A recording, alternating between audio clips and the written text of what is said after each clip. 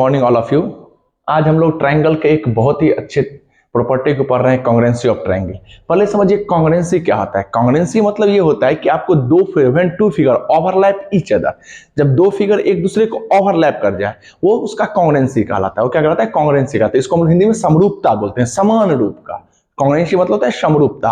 अब देखिए हम लोग पढ़ते हैं, आज पढ़ेंगे कांग्रुएंसी ऑफ ट्रायंगल। पहले ये समझेंगे कांग्रुएंसी में पहले कैसे कैसे हम लोग पढ़ेंगे। पहले देखिए दो लाइन सेगमेंट, सपोज दैट मान लीजिए ये एक लाइन सेगमेंट ए बी हुआ और ये एक लाइन सेगमेंट सी डी हुआ। अब बोलेंगे कि ये ए बी और सी डी कांग्रुएंट कब होगा? जब मान लीजिए ये अगर 4 सेंटीमीटर का होगा और ये भी जब 4 सेंटीमीटर का होगा, तब ये एक दूसरे पर इसको डालेंगे तो ओवरलैप हो जाएगा। तो दो line segment two line segment are congruent if they are same length. जब दो लाइन सेगमेंट कब कांग्रुएंट होगा? जब दोनों का लेंथ सेम होगा। सेम ऐसा ये तो हुआ मेरा लाइन सेगमेंट के लिए, लाइन सेगमेंट के लिए सेम। ध्यान, अगर हमारे लिए सर्कल, मान लीजिए बोलेगा कि दो सर्कल कब कांग्रुएंट होगा? दो सर्कल तब कांग्रुएंट होगा जब आपका एक सर्कल मान लीजिए है जिसका रेडियस मेरा 4 सेंटीमीटर है, तो दूसरा सर्कल भी मेरा होगा जब उसका रेडियस 4 सेंटीमीटर। तो ध्यान रखेंगे कि two circle are congruent if they have same radius. दो सर्कल तब कांग्रुएंट होगा जब उसका सेम रेडियस होगा। सेम मान लीजिए हमारा रेक्टेंगल के लिए, रेक्टेंगल यहां पे कंफ्यूजन होता है। रेक्टेंगल के लिए होता है कि क्वेश्चन आ जाता है कि क्या दो रेक्टेंगल जिसका सेम एरिया हो वो कांग्रुएंट हो सकता है? नहीं हो सकता है। ध्यान रखेंगे क्यों नहीं हो सकता है। मान लीजिए ये रेक्टेंगल है जिसका एक का ये 15 एक का 8। अब मान लीजिए ये एक रेक्टेंगल है जिसका ये 12 है इसका 10। जब हम इसका एरिया निकालेंगे तो ये भी एरिया हो जाएगा 120, ये भी एरिया हो जाएगा 120, लेकिन ये दोनों कांग्रुएंट नहीं होगा। यहां पे कंफ्यूजन होता है। आप वर्ड को ध्यान रखेंगे कि दो रेक्टेंगल तभी when two rectangle are congruent if they have same length and same breadth. ध्यान रखेंगे कि टू रेक्टेंगल तभी कांग्रुएंट होगा जब उसका लेंथ और ब्रेथ दोनों सेम हो। एरिया सेम नहीं होना चाहिए। एरिया डिपेंड नहीं करता है कांग्रुएंसी के लिए, कांग्रुएंसी के लिए डिपेंड करता है लेंथ और ब्रेथ। ध्यान रखेंगे अगर ये रेक्टेंगल, अगर इसका ये 8 और ये 6 है तो सेकंड रेक्टेंगल भी इसका ये 8 है ये 6 होना चाहिए, तभी ये कांग्रुएंट होगा। लेकिन सेम एरिया पे कांग्रुएंट नहीं होता। ये क्वेश्चन आता है, ये आपको कंफ्यूजन होगा कि if the two area of rectangle are same then they are congruent. No, they are not congruent because their length and breadth are not equal. If the two rectangles are equal, then their length and breadth are also equal. ध्यान रखेंगे। Same ऐसा है square के लिए। अगर दो if two square are congruent, their sides also must be equal. अगर ये स्क्वायर मान लीजिए ए बी सी डी हमारा स्क्वायर है और ये एक स्क्वायर है, तो इसका अगर ये 4 सेंटीमीटर, इसका भी ये 4 है, तब ये दोनों कांग्रुएंट होगा। तो ये कांग्रुएंसी का मेन बेसिक था। ध्यान रखेंगे टू लाइन सेगमेंट तब कांग्रुएंट होगा जब उसका सेम लेंथ होगा। दो सर्कल तब कांग्रुएंट होगा जब उसका आपको सेम रेडियस होगा। दो रेक्टेंगल तब कांग्रुएंट होगा जब उसका लेंथ और ब्रेथ दोनों सेम होगा। दो आपको स्क्वायर तब कांग्रुएंट होगा जब उसका आपको साइड सेम होगा। वैसे ही दो एंगल तब कांग्रुएंट है जब दो सेम मेजर का होगा। मान लीजिए ये एक एंगल हुआ मेरा, ये एंगल है ए बी सी, ये मान लीजिए 45 डिग्री है। दूसरा एंगल भी मेरा पी क्यू आर, ये भी जब 45 डिग्री होगा तब ये दोनों कांग्रुएंट होगा। ये हमारा कांग्रुएंसी का बेसिक था। आज हम लोग कांग्रुएंसी का 4 टाइप्स पढ़ेंगे, एसएसएस, एसएएस, एएसए और आरएचएस। चलिए अब हम लोग आते हैं अपने क्वेश्चन पे। पहला हम लोग पढ़ रहे हैं एसएसएस, साइड साइड साइड। क्या दिया हुआ है ध्यान देंगे। यहाँ पे दिया हुआ कि two triangle are said to be congruent. SSS condition में दो ट्रायंगल कब कांग्रुएंट कहलाएगा? If their sides of one triangle. मान लीजिए हमारा एक ये ट्रायंगल है, एक ये ट्रायंगल है ए बी सी और हमारा ये दूसरा ट्रायंगल है, ध्यान देंगे यहाँ पे, ये है पी क्यू आर। हमारा ये दो ट्रायंगल है। कहता है कि if two triangle are said to be congruent if their sides of one triangle are equal to, मतलब अगर इसका ये इक्वल है तो इसका भी ये इक्वल होना चाहिए, इसका ये इक्वल तो इसका ये इक्वल, इसका ये इक्वल तो इसका भी ये इक्वल। अब इसको प्रूव कर रहे हैं। ध्यान देंगे यहाँ पे इसको प्रूव कैसे करते हैं। तो in triangle A B C and triangle P Q R, ध्यान देंगे यहाँ पे in triangle A B C and triangle P Q R, A B equal to P Q. Congruency में लिखने का बहुत ही वैल्यू होता है। ये अगर लिखेंगे नहीं तो ये लिखने का, यहाँ ये ब्रैकेट गिवन मतलब क्या है, दिया हुआ है। ए बी किसके इक्वल है? पी क्यू के इक्वल है। उसके बाद ए सी किसके इक्वल है? मेरा पी आर के इक्वल है, गिवन। उसके बाद बी सी किसके इक्वल है? बी सी मेरा क्यू आर के इक्वल है, गिवन। तो hence triangle A B C. अब यहां ध्यान देखिए, ये साइन होता है कांग्रुएंसी का, ये ध्यान रखेंगे, ये कांग्रुएंसी का साइन होता है। ट्रायंगल एबीसी कांग्रुएंट हो गया ट्रायंगल पी क्यू आर के। ये मेरा एसएसएस कॉन्ग्रुएंसी का क्राइटेरिया है, triangle ABC congruent triangle P Q are. यहां पे एक बात ध्यान देंगे, देखिए आपको बहुत बार क्वेश्चन में क्या करेगा कि सिर्फ कॉन्ग्रुएंसी का कंडीशन देगा, बोलेगा फिगर ड्रॉ करिए। तो यहां आप ध्यान दीजिए, देखिए कैसे ये प्रूफ होता है।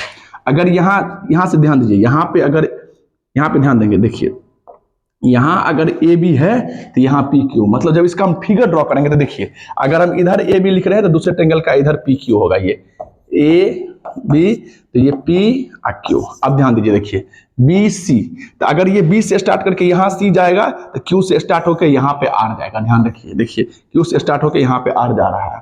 फिर उसका देखिए ए सी, तो ए से स्टार्ट होकर अगर सी पर मिल रहा है तो पी से स्टार्ट होकर फिगर ड्रॉ करना बहुत इंपॉर्टेंट है। आपको बहुत बार कॉन्ग्रुएंसी में क्या करता है कि सिर्फ क्राइटेरिया दे देगा, बोलेगा फिगर ड्रॉ करिए, विच फिगर आर कॉन्ग्रुएंट। वहां पे आपको लगेगा कि सारा फिगर सेम ही लगेगा, लेकिन उसमें एक ही फिगर आपका सही रहता है और सारा फिगर उसमें रॉन्ग रहता है। तो ये आप ध्यान रखेंगे कि क्रॉसपॉन्डिंग साइड, मतलब अगर ये यहाँ ए बी इक्वल है तो सामने वाले ट्रायंगल का पी क्यू इक्वल होना चाहिए। यहाँ अगर बी सी इक्वल है तो सामने वाले का क्यू आर इक्वल होना चाहिए। यहाँ अगर ए सी इक्वल है तो यहाँ आपको पी आर इक्वल होना चाहिए। ये एसएसएस कॉन्ग्रुएंसी कंडीशन था कि two triangle are said to be congruent if their three sides of one triangle, मतलब एक ट्रायंगल का तीनों side are equal to the three sides of another triangle, मतलब दूसरे ट्रायंगल का तीनों साइड के इक्वल होगा, तो वो एसएसएस कॉन्ग्रुएंसी था। वो हमारा साइड कॉन्ग्रुएंसी से वो ट्रायंगल हमारा कॉन्ग्रुएंट होगा। अब आइए हम लोग का दूसरा कॉन्ग्रुएंसी जो है वो है एसएएस, साइड एंगल साइड। ध्यान रखेंगे, एसएएस मतलब होता है आपको साइड एंगल साइड। इसमें क्या है कि two sides of the included angle. अब यहां ध्यान दीजिए, देखिए ये बहुत ही इंपॉर्टेंट थ्योरम है। ये थोड़ा थोड़ा मिस्टेक करेंगे ना तो आप आगे जाके आपको बहुत दिक्कत होगा। ध्यान से देखिए क्या होता है कि मान लीजिए हमारा ये ए बी सी एक ट्रायंगल है, यहाँ पे मेरा एक ट्रायंगल है एक्स वाई जेड।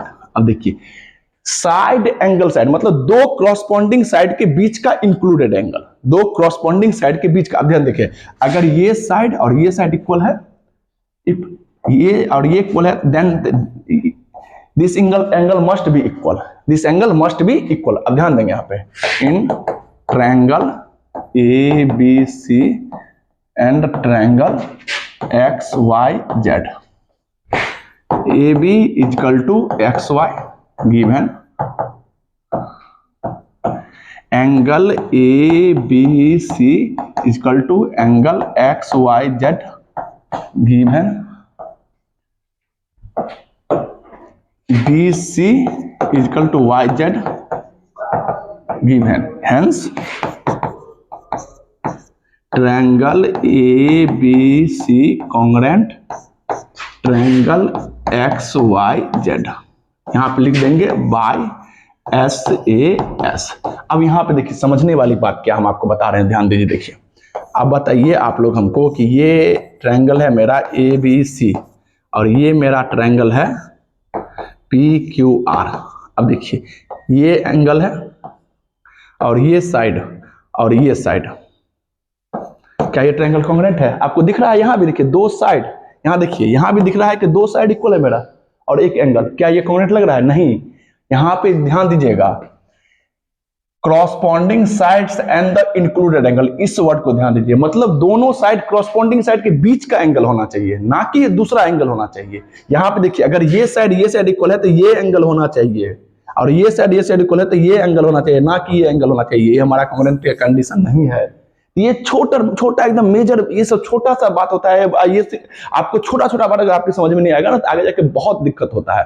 तो ये हमारा SAS कंडीशन था कि if two sides and included angle of one triangle, किसी भी ट्रायंगल का दो साइड्स और एक इंक्लूडेड एंगल अगर वो अदर ट्रायंगल का दो साइड और इंक्लूडेड एंगल के इक्वल है तो ट्रायंगल मेरा कॉन्ग्रुएंट होगा। ये मेरा कंडीशन था SAS। अब आइए हम लोग थर्ड पर चलते हैं। थर्ड मेरा है सेम जैसे SAS था, तो SAS में हमने क्या पढ़ा है? ध्यान दीजिए, SAS में हमने पढ़ा है, ध्यान दीजिए, ये मेरा एक ट्रायंगल है। मान लीजिए आप कोई भी जो आपको नाम लेना हो, ABC, और मेरा एक ट्रायंगल है ये STU।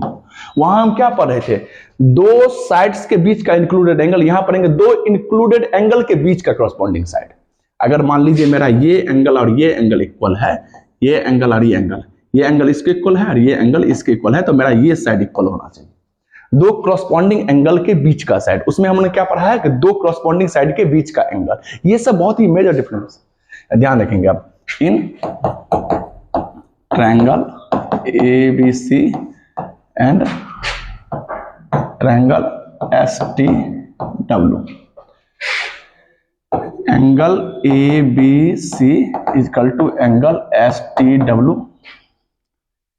B C is equal to T W,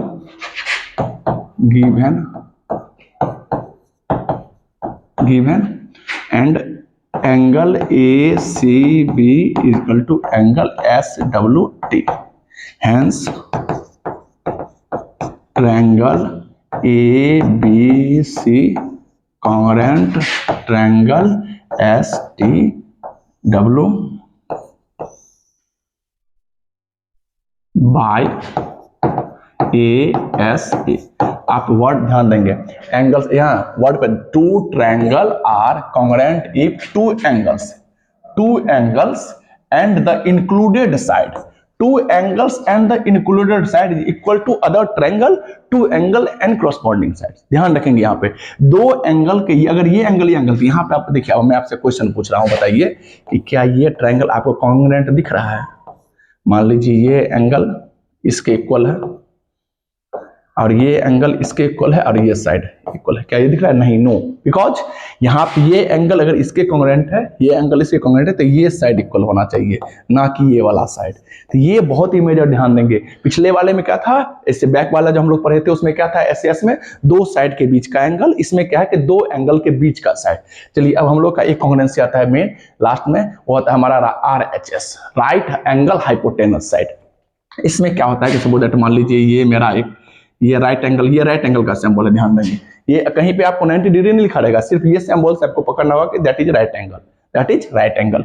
ये आपको ए बी सी और ये ट्रायंगल है पी क्यू आर, ये इसका हाइपोटेनस है,